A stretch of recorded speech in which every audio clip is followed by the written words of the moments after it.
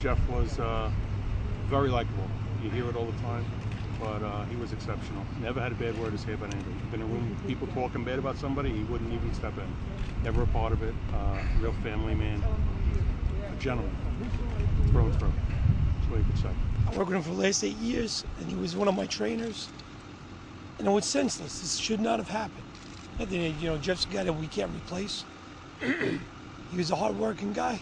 He was my friend. Jeff is a great man, and on top of that, a great police officer and a great fireman also.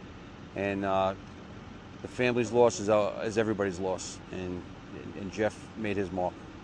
Jeff came up, he passed by a couple of 7th Precinct police officers who acknowledged him, recognized him, continued walking towards the house. At that point, someone yells, and it's alleged that this retired city sergeant yells, "Gun," or "He's got a gun," which alerts the MTA police officers to take the action that they wound up taking. When Jeff falls to the ground now, on top of his rifle, one of my guys is telling me that he came over, this retired sergeant came over and took the rifle away from Jeff. Now, Jeff at this time is on the ground. He's dead right now. Took the gun away, and one of my police officers had to take the gun away from this retired city sergeant. What was this guy doing at the scene, touching a gun, getting involved in anything? For a man who's proclaiming now that he had no action, did nothing at that scene, why was he touching that gun? That's what needs to be explained. Why was he there, and why was he taking actions that a police officer should be taking?